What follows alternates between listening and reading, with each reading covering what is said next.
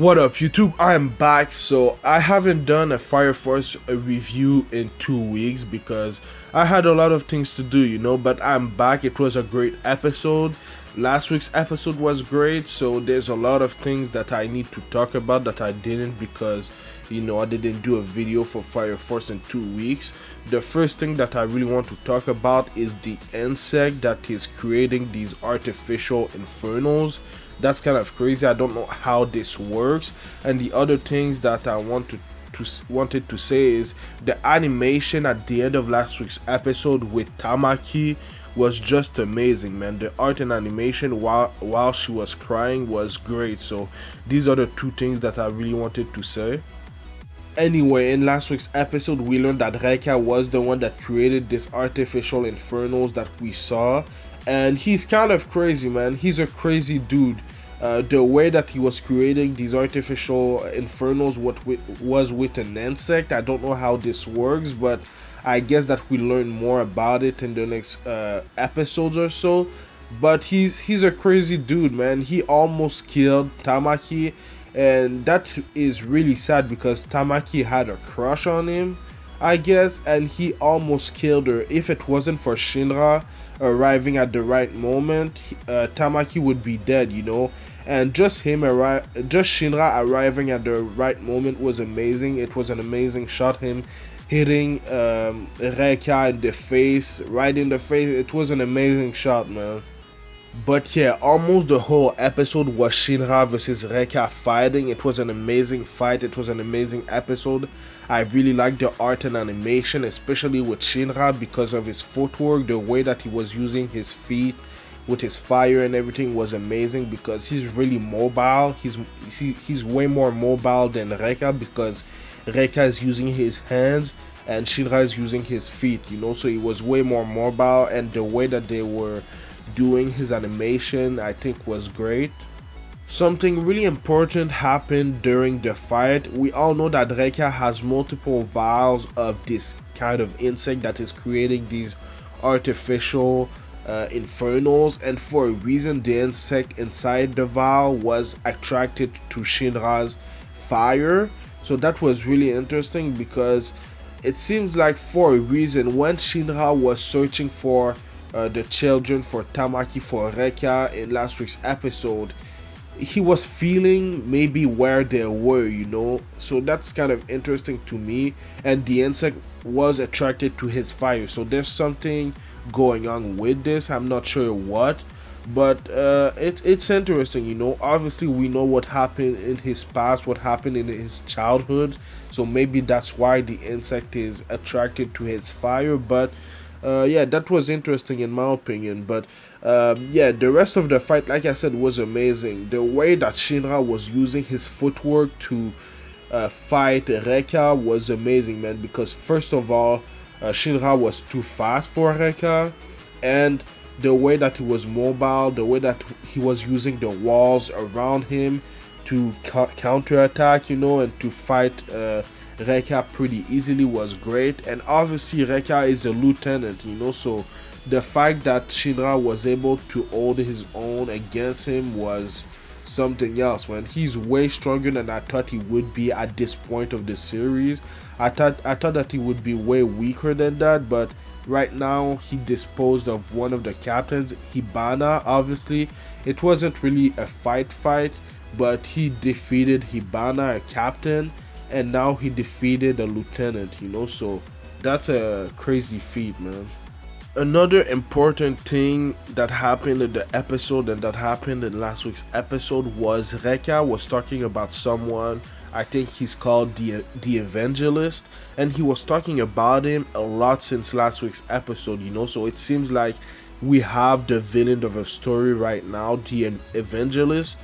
So I guess he's the one that gave Reka all these insects to create artificial infernos. So that's really interesting. And I'm wondering, how did Reka fall from grace, because he was really good friends with the other lieutenant from the first company. So I'm wondering, how the hell did he become a villain like that, so that's quite interesting. But yeah, man, the way that Reka was defeated was kind of cool because obviously Shinra was giving him hell, and then his other lieutenant, I don't remember his name, but he basically froze him with his kind of music instrument. I don't really know how it works. I know he explained it before, but it's kind of weird. While Reka was frozen, we were caught off guard. Even Shinra and the other lieutenant was caught off guard. Reka was killed by these guys. I really like how their pyrokinetic powers works, how she used her pyrokinetic power as a bow and arrow. That was kind of cool. But these guys killed Reka for a reason. I guess they didn't want him to tell the Fire Force information about them, and I actually think that they're working for the Evangelist, the guy that Reka was talking about. So I guess they're gonna be the villain of the story. We don't know a lot about them. We don't know nothing about them except that they're creating artificial infernos. So that's quite interesting. But while this happened, Shinra and the other guys weren't able to catch them. They went away. But Shinra, has an alliance with the first company right now, so that's kind of cool. But yeah, it was a great episode. I really liked it. It's sad that Reka fell from grace like that, and that now he's dead. So that's kind of sad, but it was a great episode as a whole, man. The fight was amazing. The story development was great. Now that we have a villain of the story, I feel like the anime is going to be better, because these few first episodes, these 9 episodes so far, we didn't really have a villain. We had the Infernos, but we didn't really have a villain like that, except for Joker. But yeah, it was a great episode. After the ending song, we saw kind of an after credit scene. Shinra came back to the 8 company to work because of all that happened. The internship basically is over, and at the 8 company headquarters there was Tamaki. So obviously, because of what happened, she was suspended from the first company. So right now she's part of the 8 company, which is understandable because of she was kind of an accomplished.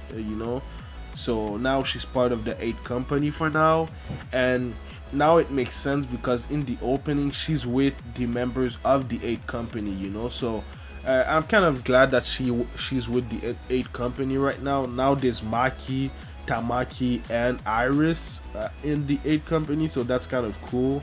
Maki is still my favorite waifu, but Tamaki is up there, with Iris. But yeah, it's great. And then at the end of the episode, we saw that Arthur was going somewhere. I don't know where, but maybe he's on a mission for the 8 company, or he went by himself. I don't know. But that's gonna be really interesting to see how his storyline goes. But yeah, man, let me know what you thought about this week's episode in the comments down below, and let me know what you think is gonna happen next. I think it was a great episode. I think that the story is gonna get better and better, but I do Fire Force reviews every Friday, so subscribe for that. But I also do other anime related things like Black Clover reviews on Tuesdays, Fire Force and Dr. Stone reviews on Fridays, and then on Saturdays I do Kimetsu no Yaiba, Demon Slayer, and One Piece reviews. So stay tuned for all of that. In October, there's 2 animes that is coming back to my channel. Boku no Hero Academia Season 4. I'm going to review the whole season. I think it's 25 or 26 episodes, so it's going to be amazing. And then Sword Art Online Alicization War of the Underworld is going to be amazing. The first part of this anime of the Sword Art Online Alicization arc was great. The animation, the art was just amazing, so I can't wait for the next part, the next 24 episodes. But yeah, man, I think I've said everything that I needed to say. Follow me at Anime Specialist on Twitter and Instagram, and especially on Twitter because I tweet a lot more. And then like, comment, subscribe. It would help my channel a lot, man. So thank you for watching, and I'll see you in the next video, man. Anime Specialist out. Peace.